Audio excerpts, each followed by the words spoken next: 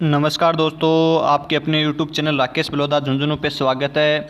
आज हम उसी श्रृंखला में आपके लिए लाइब्रेरी के लिए मोस्ट इम्पॉर्टेंट क्वेश्चन लेके आए हैं। और इससे पहले वाले वीडियो में हमने कुल 25 क्वेश्चन की बात कर ली थी और आज हम यानी कि उससे आगे के क्वेश्चनों की बात करेंगे। इसके साथ साथ ही आपके कम से कम यानी कि 400 से 500 दोस्तों क्वेश्चन क्लियर करा दिए जाएंगे लाइब्रेरी के, और जो कि विशेष सॉल्यूशन के साथ होंगे, जिसमें आपको किसी प्रकार का कोई डाउट भी नहीं रहेगा। और यदि किसी प्रकार का कोई डाउट होता है आपको तो आप यानी कि कमेंट कर सकते हैं, और इस वीडियो के डिस्क्रिप्शन में दोस्तों मेरे पर्सनल व्हाट्सएप नंबर मिल जाएंगे, उस पर आप मैसेज कर सकते हैं। और दोस्तों आप यदि नए हैं चैनल पे तो चैनल को सब्सक्राइब कर लो और बेल आइकन को प्रेस कर लो, ताकि आपको आगे की वीडियो का नोटिफिकेशन है दोस्तों मिलता रहे। और बहुत सारे दोस्तों का यही कमेंट होता है कि सर हमें आपका नोटिफिकेशन नहीं मिलता है। तो नोटिफिकेशन का दोस्तों यही मतलब है कि नोटिफिकेशन आपको, जो आप नोटिफिकेशन बेल ऑन करते हो तो उसमें ऑल दे रखा है, उस ऑल पे क्लियर यानी कि ऑल पे क्लिक किया करो, ताकि जो भी मेरे द्वारा कोई नोटिफिकेशन है वो आपको मिल सके। उस ऑल से होता है, क्योंकि बहुत सारे दोस्त कहते हैं कि सर आपका नोटिफिकेशन नहीं मिलता है, आप वीडियो कब डालते हो। तो ये है कि आप वहाँ पे नोटिफिकेशन बेल की जगह ऑल कर लो, ताकि कोई भी नोटिफिकेशन मेरे द्वारा यूट्यूब पे अपलोड किया जाए तो उसकी आपको सबसे पहले मिले। और दोस्तों आज हम एक नई पहल स्टार्ट कर रहे हैं आपके लिए ही, कि आपको सुबह सुबह डेली कंटिन्यू यानी 25 क्वेश्चन के साथ दोस्तों मिलेंगे, जिसमें आपके बहुत सारे क्वेश्चन क्लियर होंगे। और आपका दोस्तों 3 दिन से दोस्तों एक लाइब्रेरी का टेस्ट होगा, यानी कि 3 दिन के बाद, जैसे हम मान सकते हैं कि आपका आज के 3 दिन बाद दोस्तों एक टेस्ट होगा, और उसके 3 दिन बाद एक 100 क्वेश्चन का टेस्ट होगा, और उसमें 500 यूनिट हैं, उनसे 20 क्वेश्चन दिए जाएंगे, जो कि आपके लिए बहुत ही इंपॉर्टेंट रहेंगे। और दोस्तों बहुत सारे स्टूडेंटों का सिर्फ यानी जीके के ओल्ड पेपर डालिए, तो आज हम यानी कि शाम से क्या करेंगे, आपके लिए जीके के जो भी ओल्ड पेपर हैं उनमें 25, 30 और जो 50 इस प्रकार क्वेश्चन पूछे जाते हैं, तो उन क्वेश्चनों का एक दोस्तों सॉल्यूशन आपके लिए लेके आएंगे। ओके दोस्तों स्टार्ट करते हैं। तो आज की टेस्ट सीरीज का पहला क्वेश्चन यही है कि दोस्तों ये क्वेश्चन है जो कि मेरे द्वारा पहले एक टेस्ट सीरीज में डाला भी गया है। तो आपका यही परीक्षण होगा कि आपने टेस्ट सीरीज को कितने ध्यान से देखा है। तो ये क्वेश्चन है दोस्तों 26 नंबर का, जो कल एक टेस्ट सीरीज डाली थी उसके बाद का, कि विश्वविद्यालय ग्रंथालय उस विश्वविद्यालय का हृदय स्थल होता है, ये कथन किसका है। तो दोस्तों ये कथन किसका है, 4 ऑप्शन दिए गए, doctor S R Ranganathan, C D Deshmukh, B S Keshavan और असदुल्ला खां। तो जो ये कथन है कि कोई भी विश्वविद्यालय पुस्तकालय होता है, उस विश्वविद्यालय का क्या होता है, हृदय स्थल होता है, तो ये किसका कथन है, सी डी देशमुख का। तो दोस्तों कथन कहने वाले एक तो थे यानी कि व्यक्ति, एक तो क्या थे दोस्तों, एक तो थे व्यक्ति और एक था आयोग। तो एग्जामिनर किसी भी प्रकार क्वेश्चन पूछ सकता है कि कौन सा आयोग था या कौन व्यक्ति था। तो व्यक्ति तो था सी डी देशमुख, और आयोग की हम बात कर लेते हैं।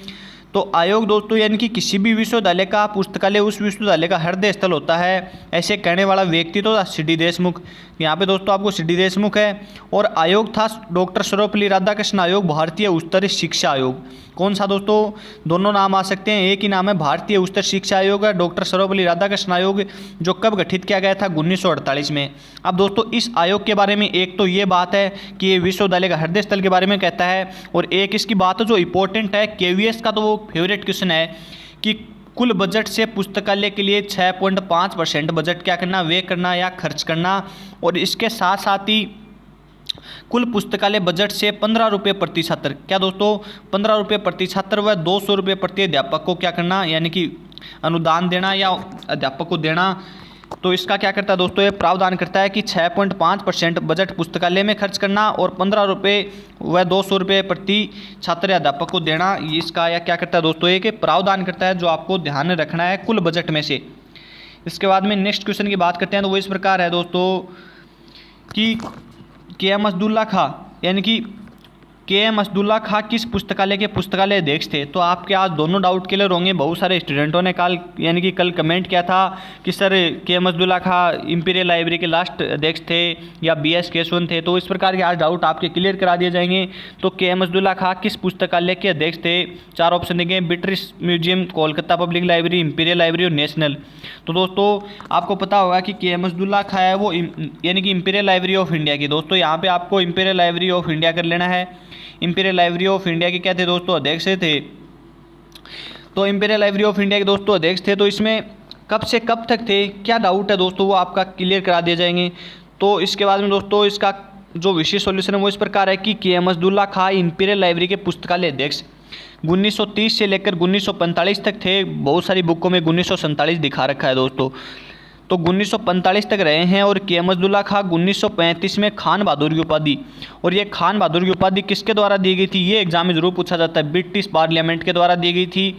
और ILA के प्रथम सचिव भी रहे हैं। ILA के प्रथम सचिव कौन थे, के एम अब्दुल्ला खां। और ILA के प्रथम अध्यक्ष कौन थे, तो वो थे MO थॉमस, यानी कि प्रथम सचिव रहे हैं के एम अब्दुल्ला खान ने ही पहली बार समय सीमा युक्त प्रशिक्षण कार्यक्रम, ये दोस्तों बहुत बार एग्जाम में पूछा गया है कि समय सीमा युक्त प्रशिक्षण कार्यक्रम का आयोजन सबसे पहले किसने किया था, तो के एम अब्दुल्ला खान ने किया था, जो कि कितने वर्षों से दोस्तों, इन्होंने 10 वर्ष में, यानी कि कुल 10 वर्ष से किया था, 1935 से लेकर 1945 तक, और 20 बार किया था।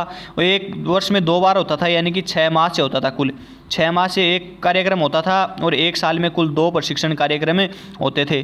तो इसमें क्या है कि समय सीमा प्रशिक्षण कार्यक्रम का आयोजन किया 1935 से लेकर 1945 तक। अब इसकी बात कर लेंगे दोस्तों, ये जो इंपीरियल लाइब्रेरी ऑफ इंडिया थे उसके क्या थे दोस्तों, लास्ट पुस्तकालय अध्यक्ष थे। कब तक दोस्तों, 1945 के बाद BS केशवन आ गए थे। और 28 सितंबर 1948 को दोस्तों इंपीरियल लाइब्रेरी ऑफ इंडिया को एक राष्ट्रीय पुस्तकालय का दर्जा दे दिया गया था। और इसके बाद राष्ट्रीय पुस्तकालय के प्रथम अध्यक्ष कौन हो गए, BS केशवन। तो इस प्रकार है दोस्तों कि उसके लास्ट अध्यक्ष तो कौन हो जाएंगे, इंपीरियल लाइब्रेरी के एम अब्दुल्ला खां। और जो भारत का राष्ट्रीय पुस्तकालय है उसके प्रथम अध्यक्ष कौन हो जाएंगे, तो हो जाएंगे BS केशवन। इस प्रकार आपको ध्यान रखना है। बहुत सारे स्टूडेंटों कल मैसेज भी आया था जिसका यानी कि रिप्लाई भी दिया था, और आगे भी दोस्तों आपकी इसी प्रकार सेवा करते रहेंगे।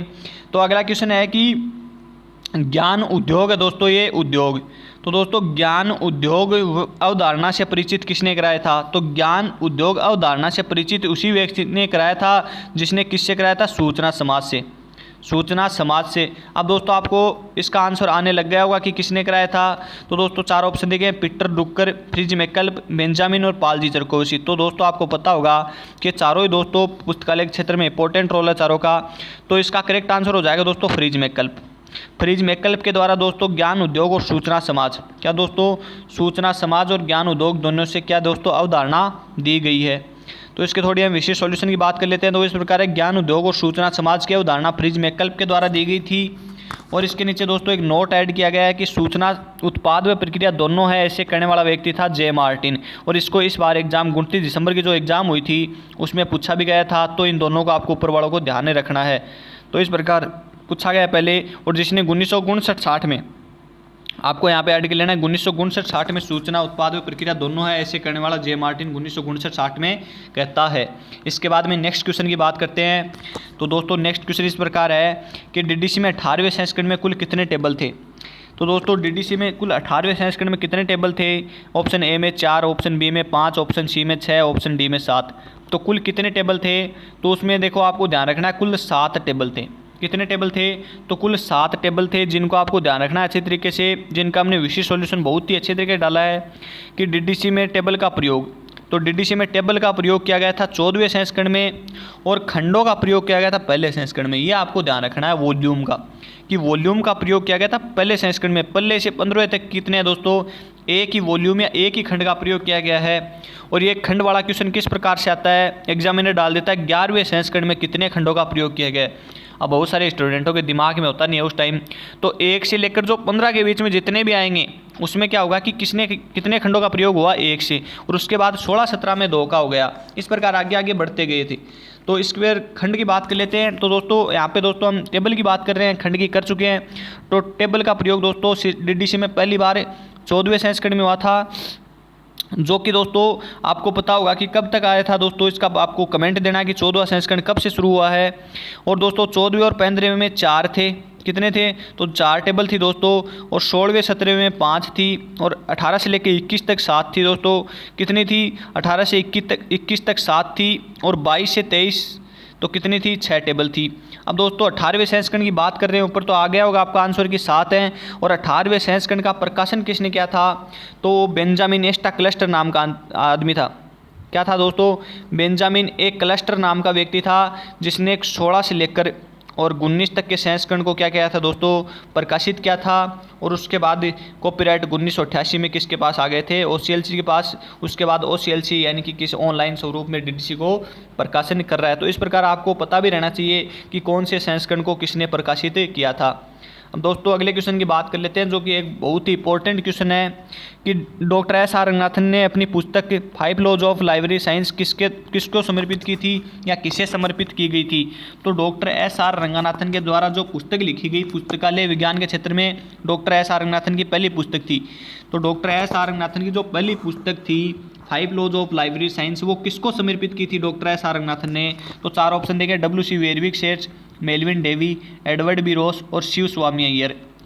अब दोस्तों आपको पता होगा कि दो तो हैं व्यक्ति जो पुस्तकालय इस पुस्तक से रिलेटेड हैं और 2 व्यक्ति अलग हैं। तो दोस्तों हम बात कर लेते हैं पहले इसकी करेक्ट आंसर की। तो डॉक्टर एस आर रंगनाथन ने एडवर्ड बी रोस, जो कि डॉक्टर एस आर रंगनाथन के सबसे बड़े गुरु थे, किसके दोस्तों, गणित के, यानी कि सबसे बड़े मैथ के गुरु थे। ये आपको ध्यान रखना है, एग्जाम में पहले 2 बार पूछा गया है कि डॉक्टर एस आर रंगनाथन के मैथ के सबसे बड़े गुरु कौन थे। तो वो थे एडवर्ड बी रोस। और दोस्तों आप बात कर लेते हैं थोड़ी इस पुस्तक की। तो 5 लॉज ऑफ लाइब्रेरी साइंस नामक पुस्तक है, इस पुस्तक की दोस्तों भूमिका थी वो W.C. वेरविक सेट्स ने लिखी थी। दोस्तों आप जब भी वीडियो देखो ध्यान से देखो कि क्या बोल रहे हैं सर।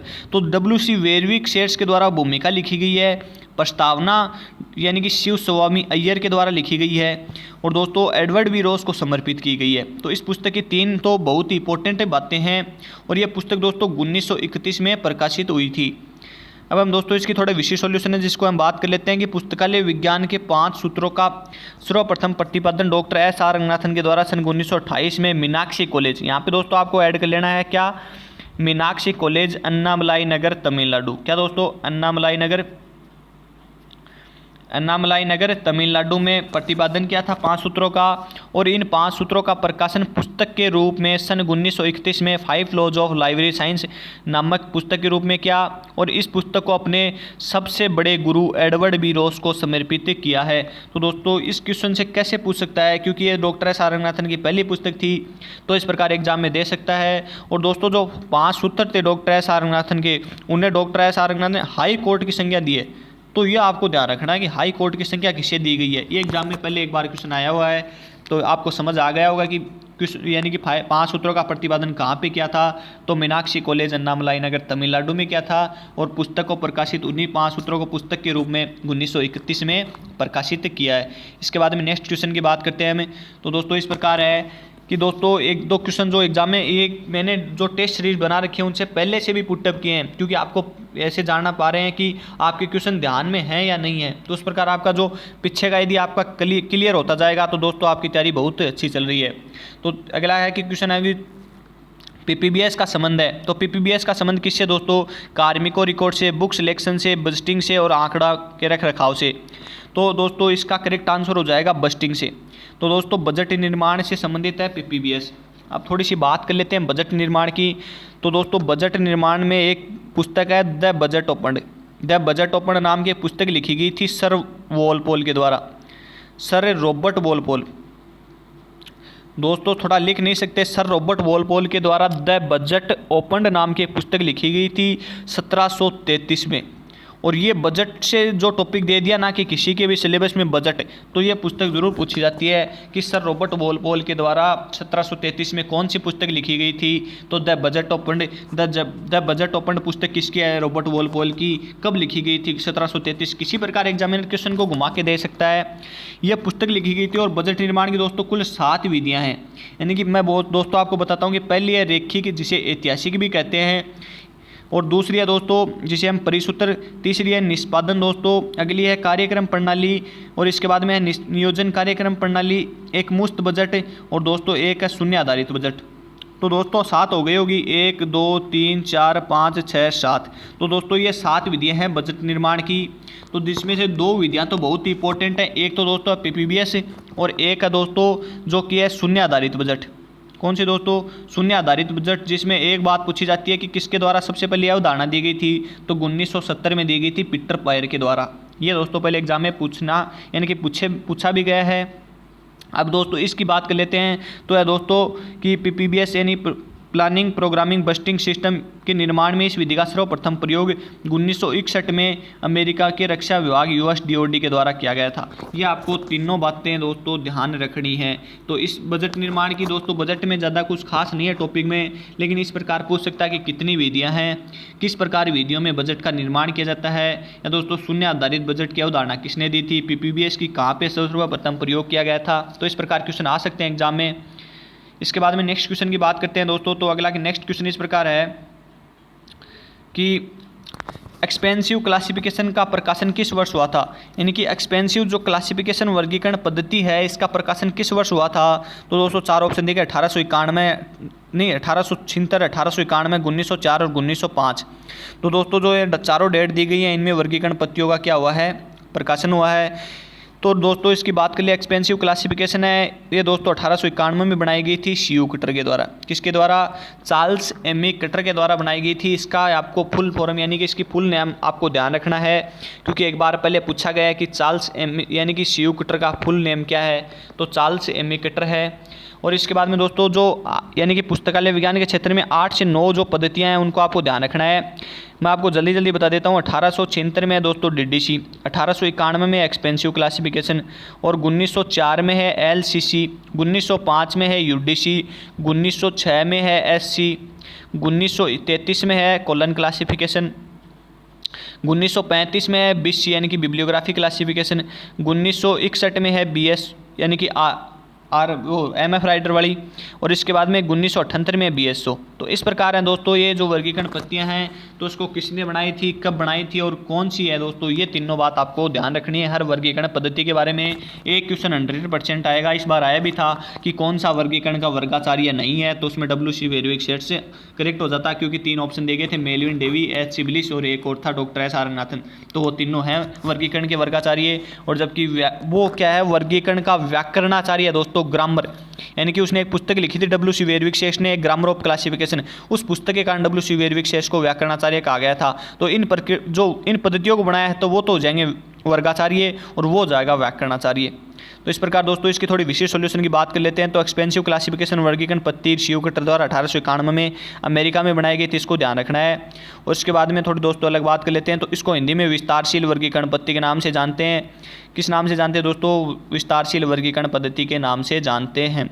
इसके बाद में नेक्स्ट क्वेश्चन की बात करते हैं। तो CCF का पूर्ण रूप है, 4 ऑप्शन दिए गए हैं, बहुत ही अच्छे ऑप्शन दिए गए हैं कि common communication format, centre for communication format, committee for communication format और कॉमन कल्चर फॉर्मेट। तो दोस्तों इसका करेक्ट आंसर कौन सा हो जाएगा? CCF वही है दोस्तों, ये यूनेस्को वाला। कौन सा दोस्तों?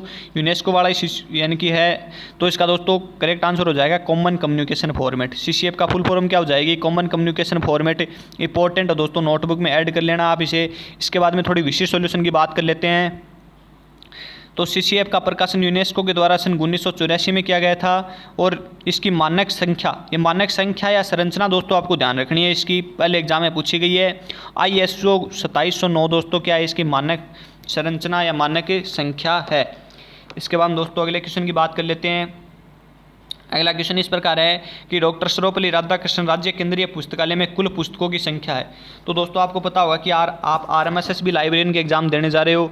तो ये दोस्तों राजस्थान का सबसे केंद्रीय पुस्तकालय है, जो कि राजस्थान में एक ही है, या जो भी राज्य हैं उनमें एक ही होता है लगभग। तो जो राजस्थान का राज्य केंद्रीय पुस्तकालय है डॉक्टर सर्वपल्ली राधाकृष्णन राज्य केंद्रीय पुस्तकालय, उनमें कुल पुस्तकें कितनी हैं? तो उसमें कुल 4 ऑप्शन दिए गए हैं, 16,281, 21,200, 91,385, 46,200। तो दोस्तों इसका करेक्ट आंसर कौन सा हो जाएगा? तो इसका करेक्ट आंसर हो जाएगा 91,385। कितनी? 91,385 तो कुल पुस्तकें हैं। अब दोस्तों इससे एक क्वेश्चन एग्जाम और आ सकता है कि उसमें कुल 2 विभाग बनाए गए हैं राज्य केंद्रीय पुस्तकालय में। अब 2 विभाग है, कौन कौन से हैं? तो 2 विभाग इस प्रकार है, एक तो है बाल विभाग और एक है वयस्क विभाग। क्या दोस्तों? एक है वयस्क विभाग और एक है बाल विभाग। इस प्रकार 2 विभाग बनाए गए हैं।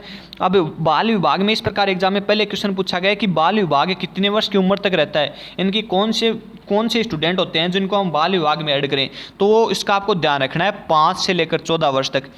5 से लेकर जो 14 वर्ष तक के स्टूडेंट होते हैं हम उनको बाल विभाग में रखेंगे, और जो 14 वर्ष से आयु के अधिक होंगे वो वैश्यक विभाग में आएंगे। तो एक बात तो ये हो गई। इसके बाद में याद रखनी है कि जो बाल विभाग की पुस्तकें हैं वो हैं 16,281।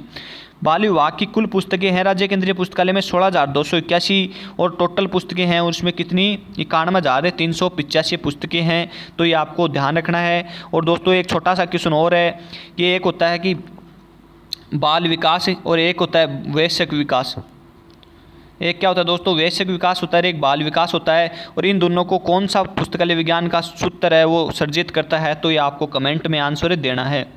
इसके बाद में नेक्स्ट क्वेश्चन की बात कर लेते हैं। तो वो इस प्रकार है कि बर्न सम्मेलन का संबंध है। तो जो बर्न में सम्मेलन हुआ था 1888 में, तो उसका संबंध किससे है, तो यानी कि ए है अनुवादों से, पेटेंट से, मानकों से, कॉपीराइट से। तो इसका करेक्ट आंसर हो जाएगा कॉपीराइट से। जो कि बर्न में सम्मेलन हुआ था वो कॉपीराइट से संबंधित था। अब हम थोड़ी इसकी विशेष सॉल्यूशन की बात कर लेते हैं।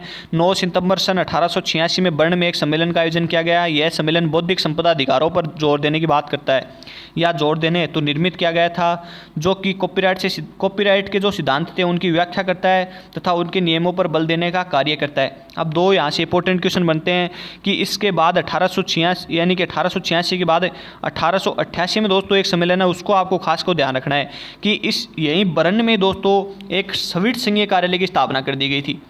किसकी दोस्तों, एक स्वीट संघीय कार्यालय की स्थापना कर दी गई थी।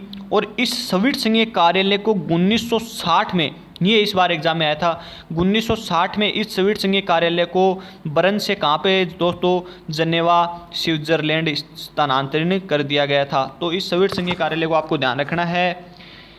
इसके बाद में नेक्स्ट क्वेश्चन की बात करते हैं दोस्तों। वैसे तो कॉपीराइट बहुत बड़ा है, यानी कि बात नहीं कर सकते वीडियो में, लेकिन हर वीडियो में थोड़ी थोड़ी बातें आपको बताने की कोशिश करेंगे। और दोस्तों यदि आप हमारे चैनल पे नए हैं तो चैनल को सब्सक्राइब कर लो और बेल आइकन को प्रेस कर लो, ताकि आपका जो भी नोटिफिकेशन हो वो आपको मिलता रहे। इसके बाद में नेक्स्ट क्वेश्चन की बात करते हैं दोस्तों। तो इस प्रकार है, यानी कि विश्व में पुस्तकालय अधिनियम सर्वप्रथम कहाँ पर पारित किया गया। तो दोस्तों एग्जामिनर आपको ऐसे कंफ्यूज कर सकता है, 2 तो दे देगा विश्व के और 2 दे देगा राजस्थान के राज्यों के, मद्रास के और वैसे, तो आप क्या हो जाओगे सीधे, यानी विश्व को छोड़ दोगे और मद्रास कराओगे। तो इस प्रकार आपको ध्यान रखना है। तो विश्व में पुस्तकालय अधिनियम सर्वप्रथम कहाँ पर पारित किया गया था, 4 ऑप्शन देखे, अमेरिका, जापान और दोस्तों नीचे और देखें यानी कि रूस और ब्रिटेन। तो दोस्तों विश्व में सर्वप्रथम पुस्तकालय अधिनियम दोस्तों कहाँ पे पारित किया गया था, तो वो पारित किया गया था ब्रिटेन में। कहाँ पे दोस्तों, ब्रिटेन में पारित किया गया था 1850 में। इसके बाद दोस्तों हम सब की बात कर लेते हैं। तो ब्रिटेन के बाद अमेरिका, तो अमेरिका में पारित किया गया था कब, 1876 में। अमेरिका में कब पारित किया गया, 1876 में। उसके बाद जापान, तो जापान में पारित किया गया था 1899 में। कब दोस्तों, 1899 में। उसके बाद मेक्सिको, क्या दोस्तों, मेक्सिको, तो मेक्सिको में दोस्तों कब पारित किया गया था, तो मेक्सिको में पारित किया गया था 1917 में। इसके बाद चेकोस्लोवाकिया में किया गया था 1919 में। इसके बाद डेनमार्क में किया गया था 1920 में। इसके बाद में रूस में किया गया था 1921, 1922 में। और दोस्तों इसके बाद हमारे भारत में किया गया था 1948 में। कब दोस्तों, 1948 में भारत में सार्वजनिक पुस्तकालय अधिनियम में पारित किया गया था। और सबसे पहले कहाँ पे किया गया था, तो वो किया गया था मद्रास में। और उस पुस्तकालय अधिनियम को पारित करने के लिए पहले एक कॉन्फ्रेंस का आयोजन किया गया था, ऑल एशिया एजुकेशन कॉन्फ्रेंस, 26 से 23 दिसंबर के मध्य बनारस वाराणसी में। उस कॉन्फ्रेंस में आदर्श पुस्तकालय अधिनियम का प्रारूप तैयार किया गया था। ओके दोस्तों, इसकी विशेष सॉल्यूशन की तो वैसे हम बात कर चुके हैं। तो विश्व में सर्वप्रथम पुस्तकालय अधिनियम की शुरुआत ब्रिटेन से मानी जाती है, जहां पर 1850 में सार्वजनिक पुस्तकालय अधिनियम लागू कर दिया गया था। इसके बाद विभिन्न देशों में सार्वजनिक पुस्तकालय अधिनियम पारित किया गया है, और मैंने आपको बता दिया कि इस प्रकार देशों में पारित किया गया है। इसके बाद में अगला क्वेश्चन है, एक स्टूडेंट का कमेंट आया था कल कि सर आप राजस्थान के पुस्तकालय के बारे में भी क्वेश्चन डालो। तो आज हमने राजस्थान के पुस्तकालय के बारे में 2 क्वेश्चन डाले हैं। एक ऊपर डाला है कि सर्वपल्ली राधाकृष्ण राज्य केंद्रीय पुस्तकालय से, और एक क्वेश्चन आप यहाँ पे डाल दिया गया है। इस क्वेश्चन में ऐसे दे रखा है कि सागरमल बैड पुस्तकालय का संबंध किस जिले से है। तो जो सागरमल बैड पुस्तकालय का संबंध किस जिले से है, गंगानगर, चूरू, झुंझुनू, हनुमानगढ़। दोस्तों सागरमल बैड पुस्तकालय का संबंध चूरू से है। कहाँ से है, चूरू से है। इसके बाद में दोस्तों बात करते हैं कि राजकीय राजकीय सार्वजनिक जिला पुस्तकालय यानी कि चूरू का क्या है दोस्तों, राजकीय जिला पुस्तकालय है। चूरू सागरमल बैड पुस्तकालय की स्थापना 1956 में की गई थी, जिसका वर्तमान भवन का निर्माण सागरमल बैड परिवार के द्वारा बनाया गया था, इसलिए उस पुस्तकालय का नाम सागरमल बैड पुस्तकालय रखा गया है। तो दोस्तों इसका आपको पता चल गया होगा। इतना इसका विशेष सॉल्यूशन है दोस्तों, आप नोटबुक में ऐड कर लीजिए। इसके बाद में नेक्स्ट क्वेश्चन की बात करते हैं।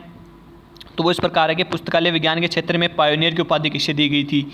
तो पुस्तकालय विज्ञान के क्षेत्र में पायोनियर की उपाधि किसे दी गई थी। 4 ऑप्शन दिए गए, WC वेरविक, आशा जॉन डिकिंसन, मेलविन डेवी और WA बोर्डन। तो पुस्तकालय विज्ञान के क्षेत्र में जो पायोनियर की उपाधि थी वो WA बोर्डन को दी गई थी। किसे दी गई थी, WA बोर्डन को। WA बोर्डन का एक भारत में पुस्तकालय विज्ञान के क्षेत्र में बहुत बड़ा अहम योगदान रहा है। तो WA बोर्डन अमेरिका के निवासी थे। इस प्रकार एग्जाम में पहले क्वेश्चन पूछा गया है कि WA बोर्डन का संबंध किस देश से है। WA बोर्डन का संबंध किस देश से है, ऐसे एग्जाम में पहले क्वेश्चन आया। तो WA बोर्डन अमेरिका के निवासी थे। और एक बात और पहले पूछी गई कि WA बोर्डन किसके शिष्य थे। तो WA बोर्डन दोस्तों मेलविन डेवी के शिष्य थे। और एक बात और है, मेलविन WA बोर्डन के साथ साथ जो आशा जॉन डिकिंसन है, जिन्होंने पुस्तकालय विज्ञान के क्षेत्र में दूसरा विद्यालय इस बार पूछा गया था, या जो पंजाब विश्वविद्यालय की स्थापना करते हैं 1915 में। स्थापना तो पहले हो गई थी दोस्तों, लेकिन एक कोर्स चलाते हैं डिप्लोमा कोर्स, तो आशा जॉन डिकिंसन ही चलाते हैं। तो इस प्रकार आपको ध्यान रखना है। तो इसके बाद में दोस्तों जो जिसके बड़ौदा गुजरात में, यानी कि WA बोर्डन है वो बड़ौदा गुजरात में 1910 में, कब दोस्तों 1910 में BLA की स्थापना करते हैं। 1911 में प्रशिक्षण कार्यक्रम का आयोजन करते हैं और 1912 में लाइब्रेरी मिसलेनी जारी करते हैं, जो पुस्तकालय विज्ञान के क्षेत्र में प्रथम पत्रिका थी भारत की। तो दोस्तों WA बोर्डन भारत में बहुत बड़ा योगदान रहा है पुस्तकालय के क्षेत्र में। इसके बाद में अगला क्वेश्चन की बात करते हैं। तो कॉपीराइट अधिनियम में कुल कितने बार संशोधन हो चुका है। तो कॉपीराइट अधिनियम है दोस्तों जो 1957 में यानी कि बना था, और दोस्तों 21 जनवरी 1958 को लागू हुआ था। कब दोस्तों 21 जनवरी 1958 को लागू हुआ था। तो उसमें कुल कितनी बार संशोधन कर चुके हैं अभी तक। ऑप्शन दे रखा है, A में 5, B में 6, C में 7 और D में 8। तो इसका करेक्ट आंसर हो जाएगा 7। कुल 7 बार संशोधन हो चुका है, जिसके हमने विशेष सॉल्यूशन में आपको डाला भी गया है। कब 1957, 1983, 1984, 1992, 1994, 1910 और 1912। तो इस प्रकार दोस्तों क्या इसमें विशेष यानी कि संशोधन हो चुका है। और दोस्तों कुल इसमें अनुच्छेद कितने हैं। तो कुल 79 अनुच्छेद हैं। और दोस्तों इसकी एक बात है आपको याद रखनी है कि DMAC। तो दोस्तों इस जो कॉपीराइट अधिनियम था इसको दोस्तों डिजिटल प्रारूप में कर दिया था किसने, यूनेस्को ने। किसने दोस्तों, यूनेस्को ने। और सबसे पहले कहाँ पे लागू किया था ये डिजिटल वाला, तो अमेरिका में। कहाँ पे दोस्तों, अमेरिका में लागू किया था। और कब किया था, तो कब 1998 में। यानी कि DMAC कब बना दोस्तों, 1998 में बना था, डिजिटल मिलेनियम कॉपीराइट एक्ट। इसके बाद में नेक्स्ट क्वेश्चन की बात करते हैं। तो वो इस प्रकार है कि पुस्तकालय संसाधन सहभागिता का पुराना नाम क्या है। और इस प्रकार का एग्जाम में क्वेश्चन आया भी था 29 दिसंबर में। क्या है दोस्तों, पुस्तकालय कार्यक्रम, पुस्तकालय जन संप्रण, पुस्तकालय सहयोग और पुस्तकालय प्रबंधन। तो इसका करेक्ट आंसर हो जाएगा पुस्तकालय सहयोग, कि पुस्तकालय संसाधन सहभागिता का पुराना नाम है पुस्तकालय सहयोग। और इसके बाद में दोस्तों नेक्स्ट क्वेश्चन की बात कर लेते हैं। तो नेक्स्ट क्वेश्चन से पहले दोस्तों इसका विशेष सॉल्यूशन ऐड कर लिए हैं कि 2 या 2 से अधिक पुस्तकालय के द्वारा अपने आपसी लक्ष्यों की पूर्ति करने हेतु भागीदारी करना क्या कहलाता है दोस्तों, संसाधन सहभागिता कहलाता है। और इसका यहाँ पे एक छोटी सी बात याद रखनी है कि आधुनिक समय में सबसे पहले 1970 में बिमर प्लस जिन, क्या दोस्तों, बिमर प्लस जिन पुस्तकालय के द्वारा क्या किया गया था दोस्तों, संसाधन सहभागिता का प्रादुर्भाव किया गया था। अब दोस्तों मैंने आपको 1970 की आज 3 डेट बता दी हैं जिनको आपको ध्यान रखना है 100%। 1970 की आपको 3 डेट बता दी हैं जिनको आपको ध्यान रखना है। इसके बाद में अगला क्वेश्चन है जो बहुत इंपॉर्टेंट क्वेश्चन है एग्जाम, यानी कि पहले टेस्ट सीरीज में दिया भी है कि NAAC यानी कि नेशनल असिस्टेंट एंड एक्रीडेंशन काउंसिल की स्थापना कब की गई थी। तो इसकी स्थापना कब की गई दोस्तों, 4 ऑप्शन दिए गए, 1986, 1983, 1956 और 1994। तो इसकी स्थापना की गई थी 1994 में। अब इस प्रकार क्वेश्चन आ सकते हैं दोस्तों, क्योंकि जो सिलेबस में दे रखा है उससे जरूर आएंगे। UGC सिलेबस में है अपने, तो UGC का जो भी कोई कार्यक्रम है, उप विभाग है, तो उस प्रकार से क्वेश्चन पूछ सकता है। इसका दोस्तों विशेष सॉल्यूशन की बात कर लेते हैं। तो वो इस प्रकार है कि यह एक UGC का उप विभाग है जिसकी स्थापना UGC के द्वारा सन यानी कि जिसकी स्थापना तो आपको बता दी 1994 में की गई थी। विश्वविद्यालयों को उनकी ग्रेड, यानी कि दोस्तों क्या होता है कि ये विश्वविद्यालय होते हैं, जो यूनिवर्सिटी होते हैं, उनको 5 वर्ष, 7 वर्ष, 10 वर्ष के बाद ग्रेड दी जाती है दोस्तों, यानी कि कौन सी ग्रेड का है, C, B, A, इस प्रकार की। और उनको अनुदान देने का, यानी कि उनको जो अनुदान देने का कार्य भी कौन करता है विश्वविद्यालयों को, तो NAAC करता है। और NAAC का मुख्यालय कहाँ पे है, ये आपको ध्यान रखना है। तो NAAC का मुख्यालय दोस्तों बेंगलुरु में है, आपको खासकर ध्यान रखना है। और दोस्तों आपको एक छोटी सी क्वेश्चन है कि UGC की स्थापना कब हुई थी, तो वो बतानी है आपको। UGC की स्थापना एक्यूरेट डेट बतानी है कि कौन से मंथ की किस दिनांक को हुई थी, किस वर्ष में। और एक दोस्तों आपके लिए क्वेश्चन है आज की टेस्ट सीरीज का, तो वो इस प्रकार है कि सन 1944 में, कब दोस्तों, तो सन 1844 में कलकत्ता पब्लिक लाइब्रेरी का स्वामित्व था, किसके पास था, यानी कि दोस्तों स्वामित्व किसके पास था, और सन 1844 में उसके पुस्तकालय अध्यक्ष कौन थे। इन दोनों का आंसर आपको कमेंट में देना है। एक क्वेश्चन आपको ऊपर बताया गया है कि UGC की स्थापना कब की गई थी, उसका आपको कमेंट में आंसर देना है। और इसके साथ साथ ही हमारा वीडियो आपको अच्छा लगे तो लाइक ज़रूर करें, शेयर करें।